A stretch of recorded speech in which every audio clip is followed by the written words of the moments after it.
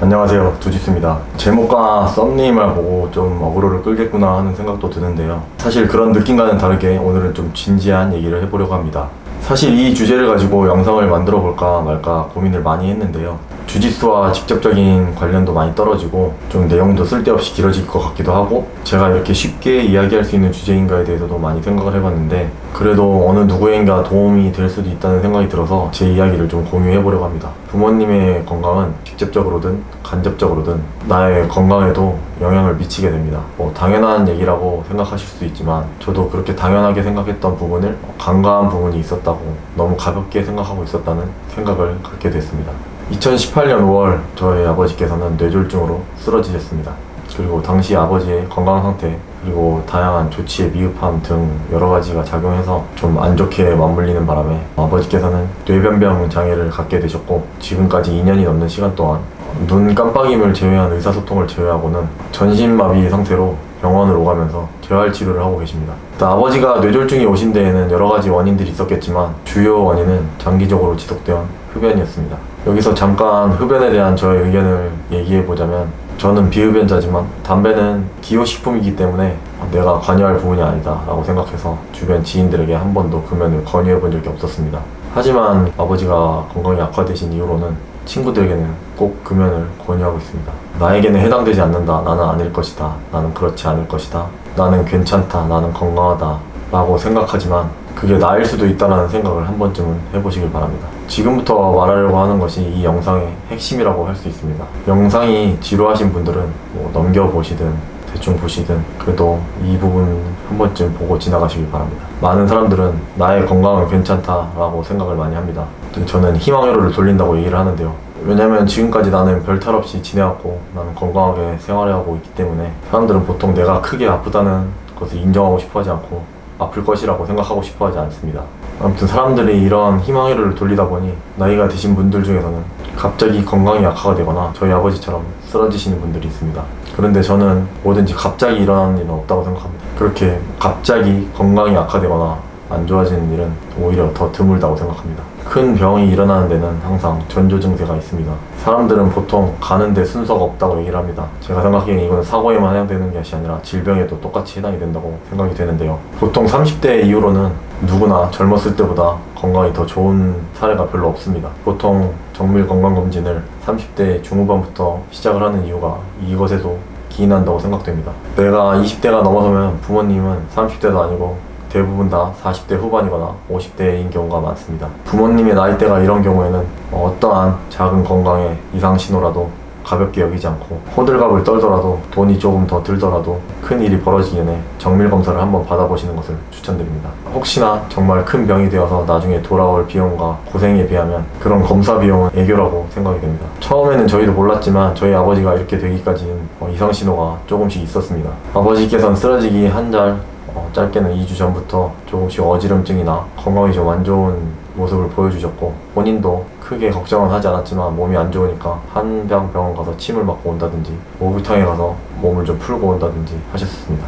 물론 어머니께서도 이런 아버지가 걱정돼서 건강검진을 권유했지만 아버지께서는 역시 희망회로를 돌리시고 대수롭지 않게 여기시고 건강검진을 좀 한두 달 뒤에 예약을 잡아 놓으셨습니다. 저는 지금도 그렇지만 따로 타지에서 생활하고 있기 때문에 어머니로부터 이러한 사실을 문자나 카카오톡으로만 전달을 받았고, 아버지 건강이 좀 호전되었다는 얘기를 들어서 저 또한 별로 대수롭지 않게 여겼습니다. 물론 평소에 제가 연락을 자주 하는 편도 아니었고 전화보다는 문자나 메시지를 통해서 연락을 받았기 때문에 사태의 심각성을 더 인지하지 못했고 대수롭지 않게 여겼던 것도 있습니다. 아버지 건강이 호전되었다는 얘기만 듣고 다행이구나 하고 넘어갔었습니다. 근데 이렇게 제 영상을 보신 분들이나 이미 알고 계신 분들은 이런 부모님의 건강이 조금 안 좋다라는 연락을 받게 되면 저와는 다르게 과잉 행동을 해야 합니다.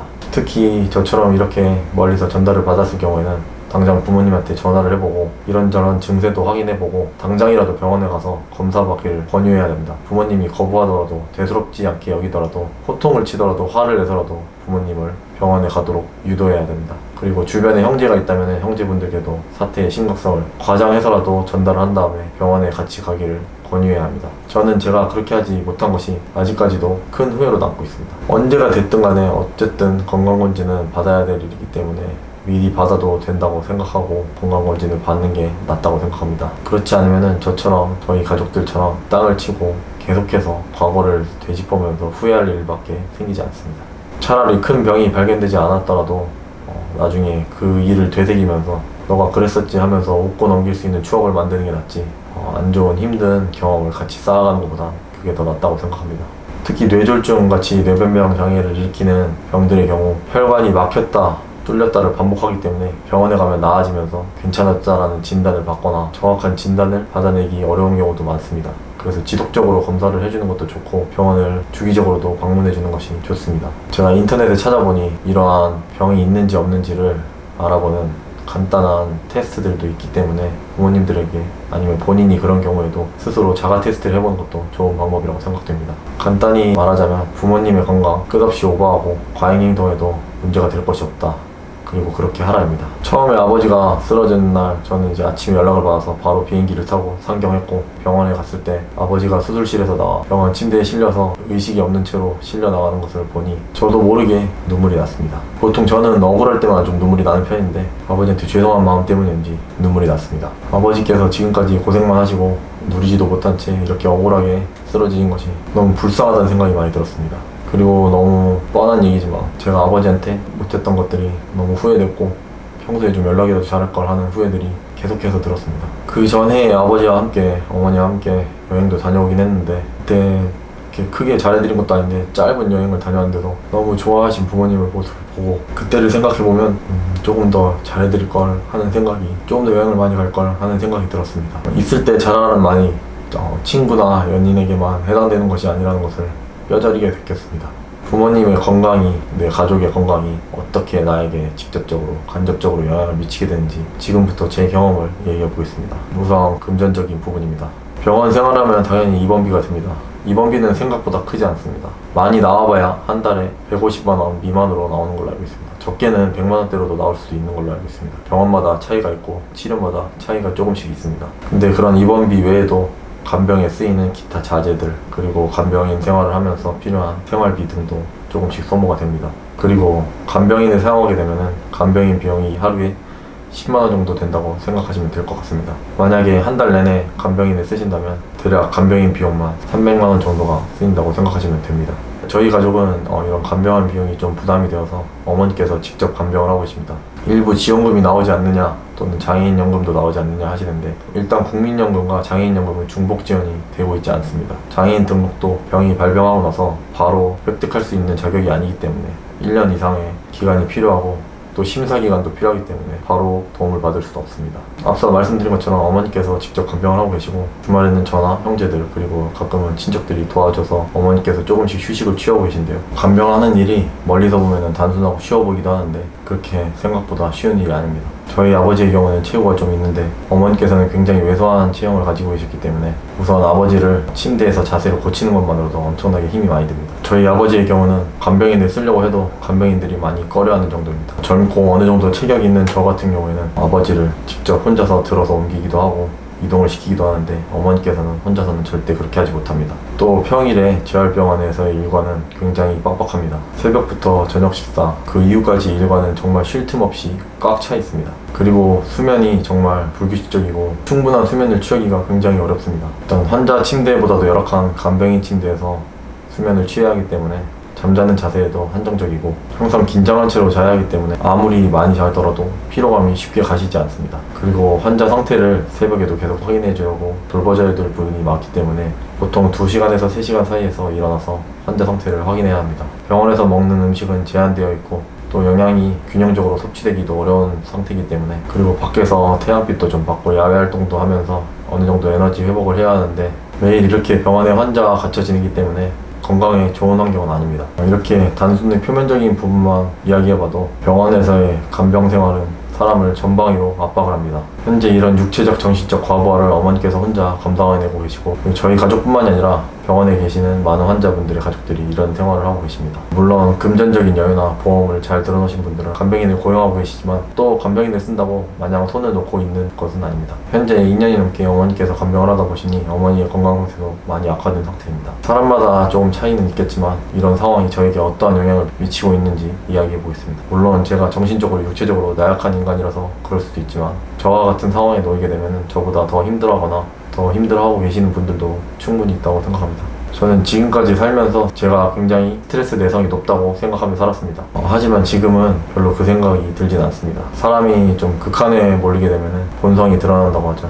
인성 문제 있어? 지금은 제가 생각해도 제 많은 부분이 무너져 있는 상태라고, 단순하게 얘기하면 100% 정상적인 상태는 아니라고 생각이 듭니다. 현재 육체적으로는 어느 정도 관리를 해주고 있기 때문에 건강하다고 나올 수는 있지만 정신적인 부분에서 조금씩 무너지기 시작하고 그게 육체적으로도 영향을 미치고 있습니다. 누가 직접적인 부담을 주고 있는 것도 아닌데 혼자서 금전적인 부분에서 쫓기게 되고 여유가 없어지게 됩니다. 이게 막 제 소비 생활이나 여가 생활을 줄이는 것이 아니더라도 뭔가 알게 모르게 강박을 갖게 되고 부담감을 갖고 생활하게 됩니다. 흔히 말하는 마음의 여유를 잃는다고 하죠. 이런 여유를 잃지 않기 위해서 제 나름대로 긍정적으로 승화시키려고 하지만 그래도 부정적인 부분이 계속 남아있는 건 어쩔 수 없는 것 같습니다. 그리고 제가 회사 생활을 하고 있는데 이 회사 생활에도 영향이 큰 것 같습니다. 조금이라도 일이 틀어지거나 짜증나는 일이 생기면 의욕이 심각하게 떨어지고 빨리 집에 가고 싶다는 생각밖에 머릿속에 안 듭니다. 제가 주변 사람들한테 몇 번 이야기한 적도 있지만 지금 저는 짧게는 일주일, 길게는 한 달 정도 그냥 아무도 없는 한적한 곳에 가서 좋은 경치만 바라보면서 멍 때리다가 오고 싶은 생각이 많이 듭니다. 그리고 제가 어머니처럼 매일매일 간병하고 있는 것도 아니지만 주말에 가서 이제 간병을 하고 내려오면은 다음날 이제 월요일이 되면은 정말 심해 가라앉은 기분이 듭니다. 제가 간병을 하는 주말에는 평일보다 재활 일정도 좀 적고 아버지께는 죄송한 말이지만 어머니처럼 그렇게 정성스럽게 간병을 하고 있지 않는데도 불규칙적인 식사 그리고 수면, 또 최근에는 코로나 바이러스 때문에 이동을 할 때 비행기나 대중교통이 아닌 자차로 서울로 왔다 갔다를 하고 있는데요. 이런 것들이 다 한 이틀 조금 넘게 있는데도 피로 누적이 엄청나게 일어나고 있습니다. 이렇게 스트레스와 육체적인 피로가 함께 온 상태에서 저는 좀 스트레스를 받으면은 단 거를 좀 폭식을 하는 편인데 폭식으로 인해 체중도 많이 증가된 상태였고 또 가끔은 가슴이 답답한 증세를 많이 느끼기도 하고 머리가 조금 아프다거나 어지러울 경우도 가끔 생기기도 하고 좀 만성적인 피로를 안고 살고 있는 것 같습니다. 그래도 일단은 지금 이런 상태에서 제 건강도 챙겨야겠다는 생각에 육체적으로도 정신적으로도 좀 건전하게 좀 건강하게 생각하려고 제 나름대로 노력을 하고 있는 상태고, 또 인간이 적응의 동물이다 보니 어느 정도 적응해서 잘 지내고 있는 것 같습니다. 이야기를 하다 보니 제가 어렵다 이런 하소연처럼 됐는데 힘들다 이런 얘기를 하는 게 아니라 부모님의 건강이 나에게도 이런 영향을 준다, 부모님의 건강 가볍게 여기지 말고 신경을 많이 쓰자라는 이야기를 하고 싶었고요. 부모님의 건강이 내가 상상하는 이상보다 나에게 영향이 크게 미친다, 그러니 부모님의 건강을 신경 쓰는데 과함이란 없다, 오히려 과하게 반응하고 빠르게 대처하라는 말을 하고 싶었습니다. 여전히 좀 정리도 안 되고 말주변이 없는 제 긴 영상을 봐주셔서 감사합니다. 다들 건강하세요. 오스.